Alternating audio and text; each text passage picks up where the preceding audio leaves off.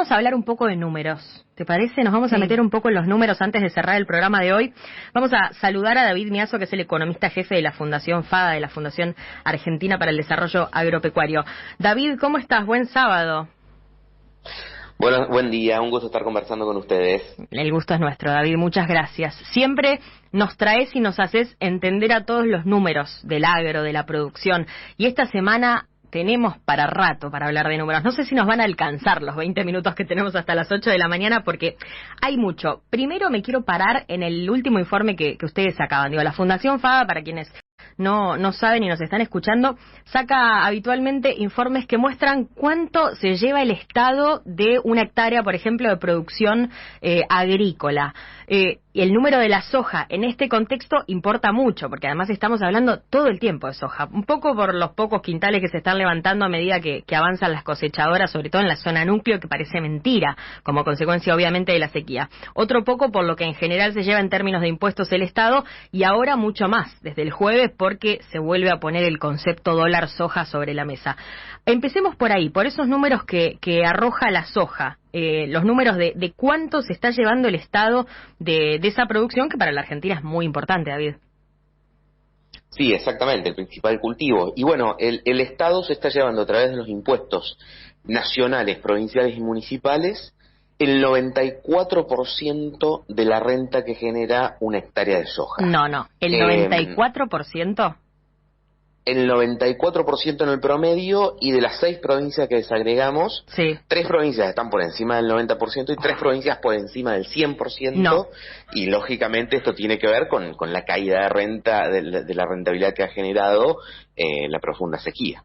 Mirá vos, ahora digo, parece mentira, ¿no? Uno escucha medidas de asistencia, el productor que a través de las entidades y con voz propia viene pidiendo ayuda, ni siquiera subsidios, pero sí un poco de asistencia, esto de eximirlos de algunos impuestos o prorrogar el pago. Ahora, en este contexto, cosechando tan poco, el Estado se está llevando más que antes. ¿Cómo es que eso pasa, David? ¿Cómo es que el Estado, en vez de, si el productor pierde, el Estado pierde? No, el Estado sigue llevándose el grueso de la producción y el productor es el que pierde. Exactamente, y esto tiene mucho que ver con la estructura del sistema tributario que tenemos. Si tuviéramos un sistema tributario normal, como Uruguay, Paraguay o Brasil, esto no llegaría a estos niveles. Pero ¿qué pasa en Argentina? Como tenemos los derechos de exportación, el derecho de exportación, al igual que los ingresos brutos o en impuesto a los créditos y débitos bancarios, por tomar otros dos impuestos, son impuestos que actúan sobre el precio bruto. O sea, el derecho de exportación actúa sobre el precio FOB de la soja, del maíz, del trigo, del girasol. Entonces, aunque el productor pierda plata haciendo ese cultivo, esos impuestos igualmente los tiene que pagar. Mientras que un impuesto mucho más lógico, como es el impuesto a las ganancias, solamente lo tiene que pagar si gana plata. Claro. ¿No? Entonces, entonces ahí queda desnudo uno de los grandes problemas de los impuestos que recaen sobre el agro. Y después, una cuestión técnica que no me voy a meter mucho, excepto que quieran, los saldos técnicos de IVA, que también este año van a ser un problema. El productor pagó mucho IVA al contratar servicios, al comprar insumos, algunos con alícuota del 21%, y va a recuperar muy poco IVA vendiendo muy poco grano por la magra cosecha y por el que cobra un IVA del 10,5%. Entonces, encima, en un año el productor va a estar perdiendo plata, muy probablemente no va a poder hacer frente a muchas de sus deudas, va a acumular saldos de IVA millonarios en AFIP, porque prácticamente todos los planteos productivos van a generar un saldo técnico positivo que va a poder recuperar de manera devaluada con una próxima campaña probablemente. Buen día, David. Sofía te saluda. Diste la tecla porque venimos hablando hace varios programas del tema de las deudas con las insumeras que vamos a empezar a registrar y a ver en las próximas semanas. Y en este informe del que hablábamos ahí de la Fundación Agropecuaria para el Desarrollo de Argentina, daba cuenta de 4 cultivos, ¿no? De la soja, el trigo, el maíz y el girasol, y en todos los casos la participación del Estado superaba el 55%, en soja era del 94%, en trigo superaba el 78%, en maíz el 62% y en girasol el 58%. ¿Vos alguna vez en los años que llevas haciendo estos informes viste números tan altos? En promedio, vos acabas de decir los de los 4 cultivos, en promedio es el 79% el promedio ponderado. Sí. Y estos números solamente desde 2007 en adelante, es decir, los últimos 16 años, solamente se han visto en 2 momentos. Lo que fue la sequía de la campaña de 2008-2009, Claro. y el año 2015, que no tuvimos sequía, pero se sucedieron una serie de hechos que teníamos. Derechos de exportación, en el caso del maíz y el trigo mucho más altos que los de hoy, los ROE, que también generaron un impacto significativo en maíz y en trigo, caída de precios internacionales y atraso cambiario. Entonces, Lindo en combo. 2015 también se dio ese combo que también generó números altos, pero han sido los únicos 3 momentos de los últimos 16 años donde ha dado estos niveles. Ahora, pensaba en esto del promedio de los cultivos, que es 79, ¿no? Si no me equivoco, 79% de lo que, siempre hablando del porcentaje que se queda el Estado de la renta por una hectárea agrícola. El promedio es ese. ¿Cuál es el cultivo con el que menos gana el Estado? Bueno, no sé si es con el que menos gana, pero el que Claro. menos porcentaje de la renta se lleva. En este caso es el girasol, donde se combinan 2 cuestiones. Una cuestión que tiene menos impuestos, la soja tiene 33% de derecho de exportación, el maíz y el trigo tienen 12%, el girasol tiene 7%, Claro. Entonces ahí hay una cuestión de menores impuestos efectivamente en el caso del girasol. Y por otro lado, es el cultivo que en términos de rindes, por lo menos en las estimaciones que tenemos hasta hoy, menos se ha visto afectado por la sequía. Claro, exacto. Entonces se combinan las 2 cosas para que tenga un nivel menor al 60% a diferencia de los otros. ¿Considerás, David, que eso puede dinamizar que más productores se pasen a esos cultivos donde el Estado se lleva menos renta? Bueno, en el caso del girasol es algo que viene pasando, ¿no? Es algo que venimos viendo en las últimas campañas, cómo viene creciendo la superficie, y eso en parte tiene que ver con que es un cultivo que ha generado buena rentabilidad, producto en parte claramente de los menores derechos de exportación, Claro. En algún momento muy buenos precios internacionales que se han desinflado bastante, pero en un momento tuvimos muy buenos precios, sobre todo primera parte del año pasado, producto de la guerra Rusia-Ucrania, si recordamos que Ucrania es el principal exportador de aceite de girasol del mundo, pero bueno, es algo que viene creciendo, es un cultivo que se había ido bastante, también por problemas productivos en algunas zonas del país, los pájaros que se comían las semillas, etcétera, pero bueno, viene creciendo justamente también ayudado por esto, por supuesto.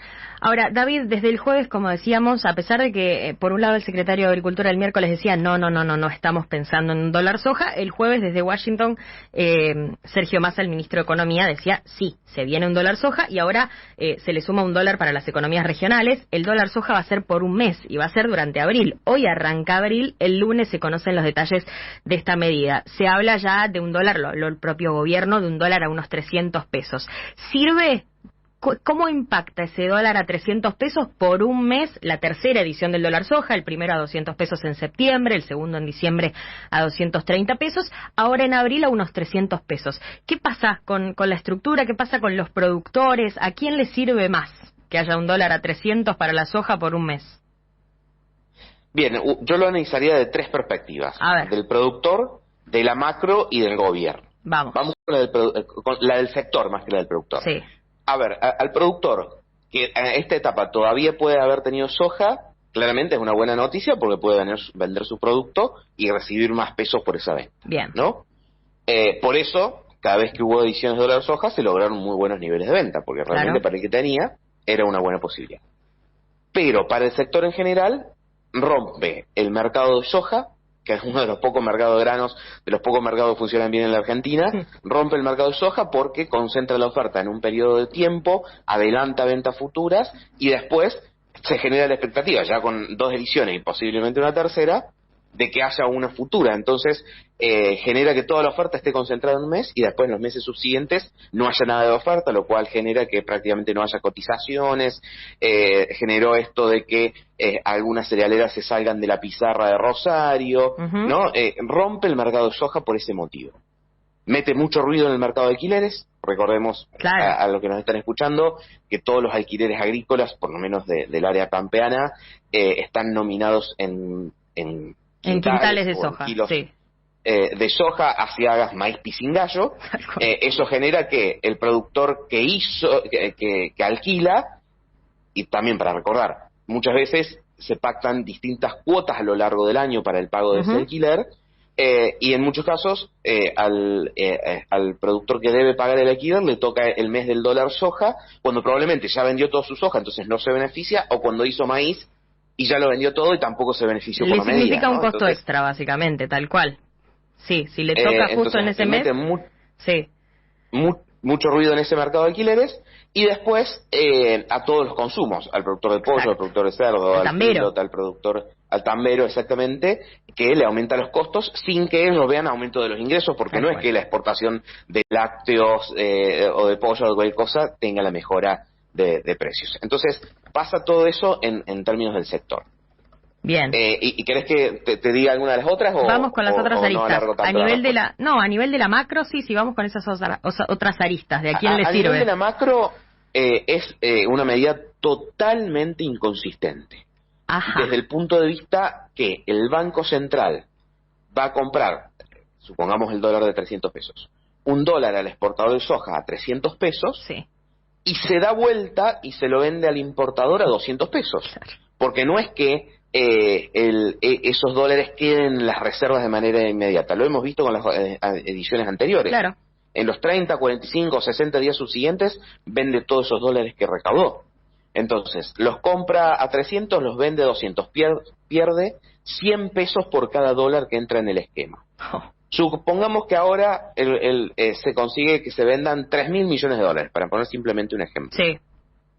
Si por 3.000 millones de dólares el Banco Central pierde 100 pesos por cada dólar, el Banco Central va a tener que emitir 300.000 millones de pesos por esta edición del dólar soja o dólar agro o como se llame. Sí. Bien. Y el problema original era la brecha cambiaria. Claro. Brecha cambiaria que, entre otras cosas, estaba generada por el exceso de peso que tiene la economía. O sea que el gobierno está intentando apagar el fuego echándole cada vez más leña, es decir, cada vez más pesos. David, entonces, desde el punto de vista macroeconómico es totalmente inconsistente. Eso te quería consultar, David, porque se rumoreaba lo siguiente, ¿no? El dólar soja va a volver en abril, pero los retoques al tipo de cambio recién vendrían en 90 días. O sea, ya la medida entra en un desfasaje. Sí, tal cual, como las dos ediciones previas, ¿no? Claro. En el primero, ¿cuántos entran? Como 8.000 millones de dólares, en el último 3.000 millones de dólares, exacto, y después no pasó nada. No. O sea, no pasó nada. Yo pensaba, por ejemplo, cuando uno analizaba desde este punto de vista macro, que es totalmente inconsistente, no cierra por ningún lado, los economistas no entendían, porque normalmente cuando hay diferencias de tipo de cambio oficial, suele tener un tipo de cambio más alto la importación y más bajo la exportación, no al revés. Claro. Yo pensaba que después del de septiembre el Banco Central con esto hacía un colchón e iban a hacer una devaluación más o menos controlada, pero no. Y viéndola hacia adelante, cada vez la situación está más débil como para enfrentar algún retoque del tipo de cambio o algún tipo de devaluación. Bien, vamos a la última arista. David, decías, la mirada del gobierno. Bueno, el gobierno claramente tiene la necesidad, ¿no? Sí. Y por eso esa necesidad es tan grande que lo lleva incluso a tomar medidas como estas que decimos son totalmente inconsistentes. Lo cierto es que estamos viviendo una crisis de reservas internacionales muy clara. El Banco Central en los últimos 3 meses ha perdido 3.000 millones de dólares, que básicamente los había juntado en la última edición del dólar soja. Le quedan de reservas internacionales netas 1.500 millones de dólares. Eso es mucho, es poco. Es una semana de importaciones. Un montón de tiempo. Alcanza para pagar una semana de importaciones. Wow. Y el problema es lo que se viene por delante. Claro. 20.000 millones de dólares menos que van a ingresar por exportaciones a raíz de la sequía. Sí, entonces, de base 20.000. La necesidad del gobierno claramente está. Pero bueno, esto simplemente es un parche que a lo sumo va a generar una solución literalmente por 30 días hasta mayo, que empieza la cosecha, y por ahí estará más o menos cubierto el problema hasta julio, y en agosto tenemos el problema de vuelta. Sabemos que les va a volver a dar hambre en algún momento y van a volver a necesitar. para agosto vamos a estar hablando de elecciones, contando votos, así que seguramente pase desapercibido y venga alguna medida así fuerte de la que también tengamos que charlar algún sábado. David, gracias. Me quedo con esa palabra, la palabra parche, porque esa es la sensación que teníamos ahora, que una voz autorizada como la tuya nos confirme, nos ratifique esa mirada que venimos teniendo desde hace tiempo ya, desde los rumores del dólar soja 3, nos deja todo un poquito más claro. David, muchísimas gracias, como siempre es un placer. Un gusto conversar con ustedes y felicidades por el primer mes. Gracias, muchas gracias. Buen fin de semana. Ahí estaba David Miazo, el economista jefe de la Fundación FADA, y estoy anonadada.